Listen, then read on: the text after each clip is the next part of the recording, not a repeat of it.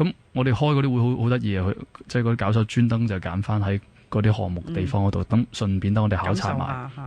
係啦，咁嗰度咧好好過，例如嗰個創辦人咧，佢原來喺越南度做政府工嘅，咁但係之前咧就喺台灣嗰度咧就做咗幾年醫務人員咁樣嘅，佢識講華語嘅，咁跟住然後咧佢又好心地咧，佢係純粹自己自掏腰包咧去起嗰個復康中心嘅，因為佢喺下龍灣嘅，家鄉就喺下龍灣。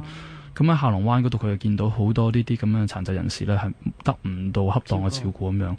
咁但係佢就係一個純粹一個好心地人咧，但係佢完全冇任何概念，點樣令到嗰個中心係可以持續運作嘅。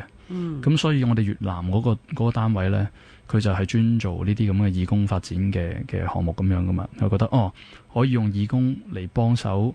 一來提供人力，二來咧即係都可以義工參與嘅時候，佢親身參與過啦，服務過啦，佢知道你做啲乜嘢啦，咁佢可能都會再俾其他捐款啊，等你個機構可再繼續營運落去咁樣。咁我哋做嗰個項目就係咁樣咯。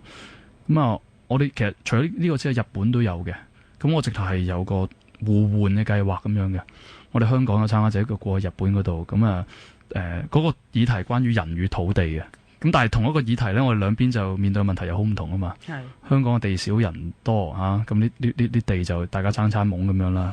咁嗰個地方就啱啱調翻轉啦。日本就面對嘅問題就係地多人少，因為有人口老化，再加埋城市化咧，佢嗰啲森林就冇人去打理嘅。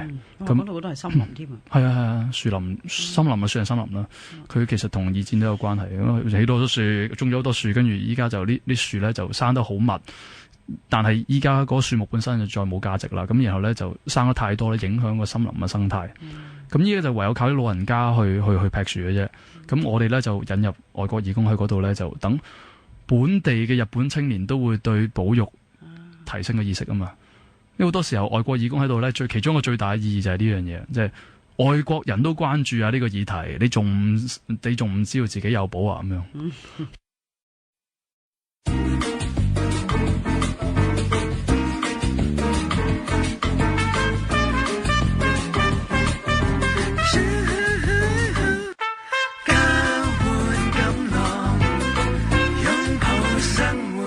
Hello， 大家好，繼續我哋女當家男當家直播室，當然繼續有Susan為你主持啦，亦都開心咧。今朝就請嚟一位男當家，等我介紹下呢位男當家先吓，就係義遊聯合創辦人暨行政總裁鄧偉榮先生嘅。譬如你哋會係不斷咁樣去即係 explore 唔同嘅地方又係啦，咁可能真係唔同嘅 project 咧，可能舊年同今年或者再下年可能會係不一樣嘅喎。絕對有可能。咁即係不斷咁要去更新，不斷去睇下嗰個基本上係咪即係可以話咁講，睇個世界其實發生啲咩事，而去真係去即係做唔同嘅嘢咯。每個階段每個時段。我會咁講，我哋簡單嚟講咧，我哋有兩大類型嘅項目嘅。係一類項目咧，就係我哋嘅夥伴咧，即係124個夥伴咧，佢自己都會好似我哋咁搞本地嘅項目嘅。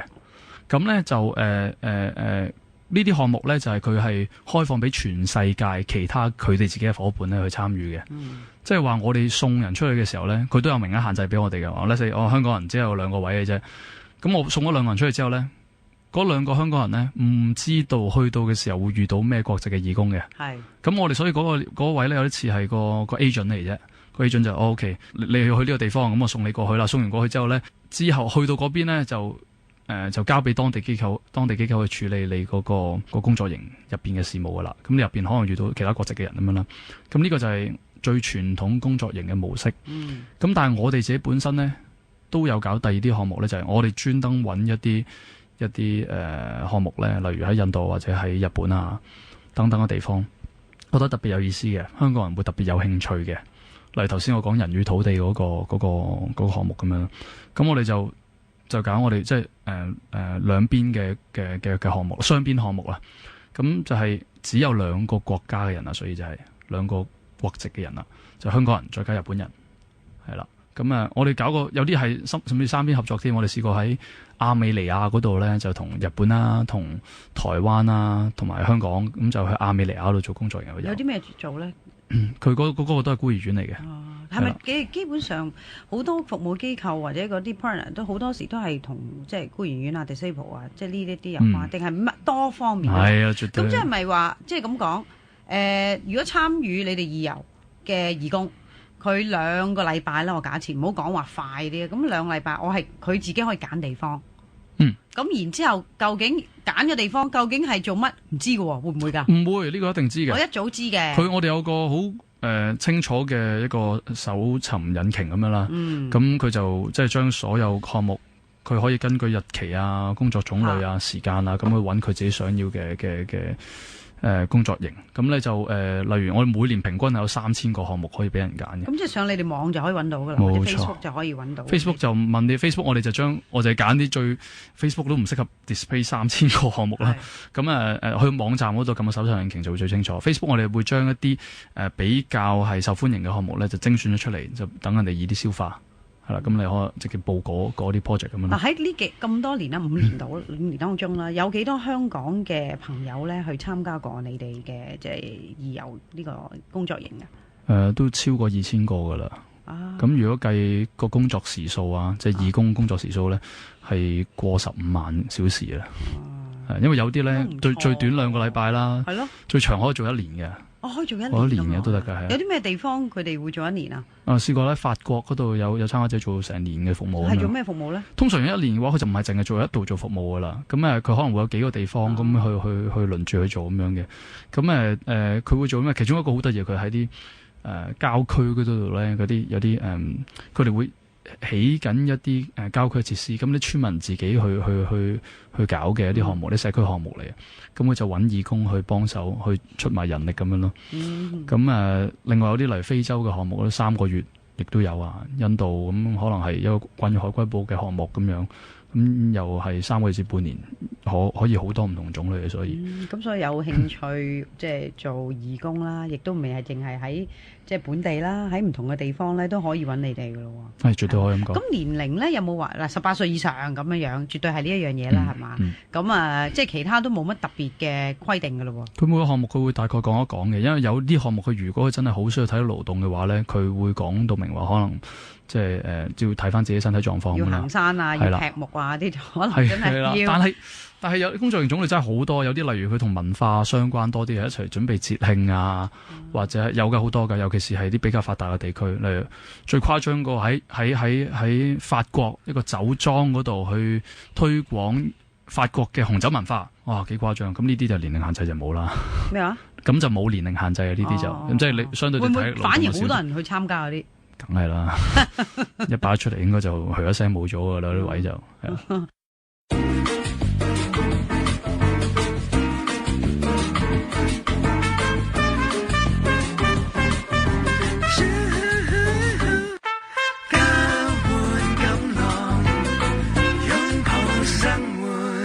Hello， 大家好，繼續我哋女當家男當家直播室，當然繼續有 Susan 為你主持啦，亦都開心咧。今朝就請嚟一位男當家，等我介紹下呢位男當家先吓，就係義遊聯合創辦人暨行政總裁鄧偉榮先生嘅。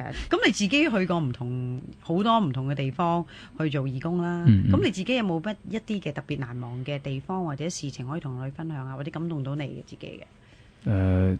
係真係太多啦，咁我咧我嘗試下抽一個出嚟啦，因為第一個工作營就喺蒙古啊嘛，咁蒙古嗰度咧就其中一樣嘢係同法國人之間嘅相處，咁點樣咧？咁做咗1個禮拜到啦，同嗰班法國人相處1個禮拜，我同一個蒙古包咧，我住翻當地地方咁，同一個蒙古包咧有5個法國人，都係即係年青力壯同我一樣咁樣啦，咁跟住然後咧就1個禮拜之後咧，我哋就開始諗啦，可唔可以做啲嘢咧，係更加融入當地文化咧，或者當地人都會做嘅嘢咧？咁啲當地人同我講話，因為嗰度冇自來水噶嘛，話如果你想飲水咧，我哋又啱啱飲晒水，咁就話你哋可以去好遠，就係幾公里以外嘅一個叫做 Spring Water 嘅地方，咁樣水源所在嚟嘅。咁我哋咧就好啊，過去挑戰下啦咁樣。咁然後咧，嗰班法國人咧就即係乜都冇帶咁樣衝咗出去啦。咁我自己好啦，穩陣啲帶個指南針咁樣跑啦，即係先跟住去行啦。咁我估啲法國人應該住開郊區咧，有嗰個方向感咁樣啊嘛。咁跟住咧就我見到我同我幾好朋友嗰個叫阿 Benjamin 咧，佢就有啲嘢喺個袋度嘅，揈下揈下，我未知係咩嚟嘅。咁啊喺度跑住嘅時候，好享受嗰個蒙古個周遭環境咁樣啦。咁直至到跑成半個鐘攰啦，攰嘅時候咧，咁問阿 Benjamin 究竟到未咁樣，佢先同我講話，原來佢哋唔識路嘅。但係我已經唔知我哋喺邊個位置咁樣啦。咁我見唔到嗰個我自己嗰個營地路已經，跟住問佢話知唔知點樣路翻去，話應該知啩咁樣。咁跟住我嗰陣時先醒起咧，佢哋唔單止係法國人，佢哋全部都係讀藝術嘅。大件事，即係班友係好似係真係唔識死咁樣嘅。咁啊，跟住憑感覺嘅，真係好誇張，真係好明顯嘅呢樣嘢。咁啊，不過點都好啦。咁啊，我見到另外嗰幾個法國人咧，就已經衝咗前面個蒙古包嗰度咧，有佢真係揾到蒙古包喎。咁啊揾到啲牧民問到路喎。咁然後咧問到路嘅時候，但係佢哋兩個都唔識對方語言噶嘛。但係原來就靠啲 body language 啲肢體語言咧，就真係話揾到條路出嚟。不過我當時我其實唔好信啊，不過冇辦法啦，得翻佢哋可以依靠咁樣，佢哋跑我跟住跑咁樣，跑咗個零2個鐘到咯，我估。又真係揾到喎。但係你冇水喺度噶咯喎，冇噶。我哋就係攞住啲水樽過去裝水咯。咁啊，去到嗰個 spring water 嘅地方，個水源嘅時候咧，其實就係一個地下水嘅水眼嘅泉眼咁水出嚟咁樣啦。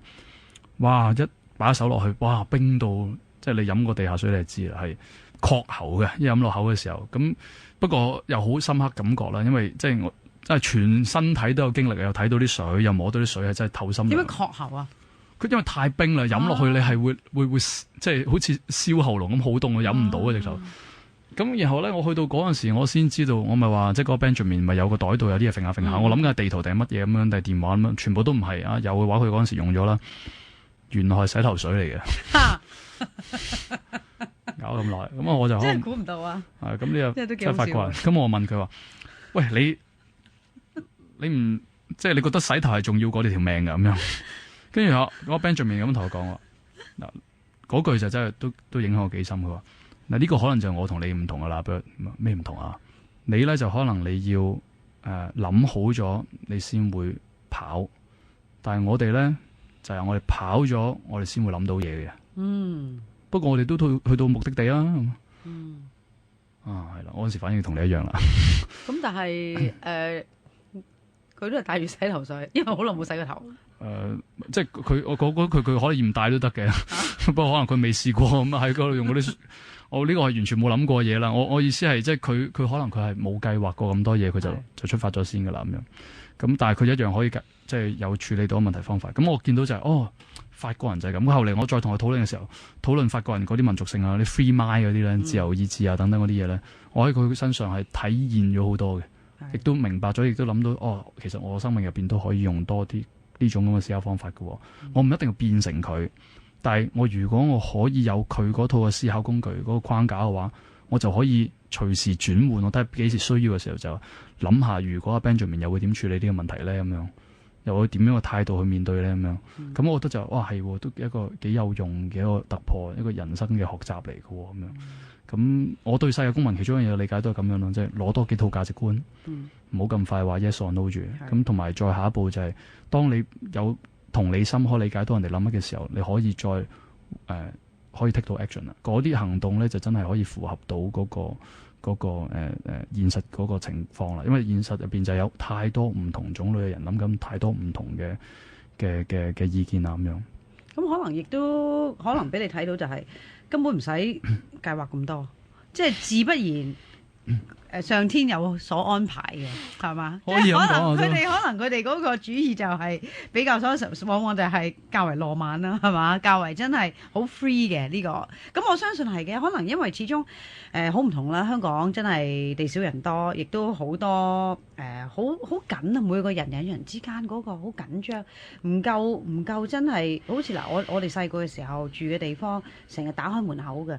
即係個你跑嚟跑去呢間屋企睇呢個電視台，嗰個你就拎住碗飯你就爬過隔離，即係攞住碗飯過隔離咧就去睇第二個電視台㗎啦，完全係冇門嘅，即係冇一個隔膜㗎，係咪啊？但係而家冇晒㗎啦，而家所有都係隔膜。我同你認識，我都要有啲真係會睇過、算過、度過，或者究竟你幫唔幫到手先，有咩着數先？即係呢個係好簡單，而家現代人香港人嗰個概念，但係點樣可以抽離一下咧？點樣可以抽離？我諗唔係單單，我諗真係要去離開下香港呢個環境，呢個咁拉到咁緊嘅城市，去抽離一下，去真真正正去揾翻自己嗰個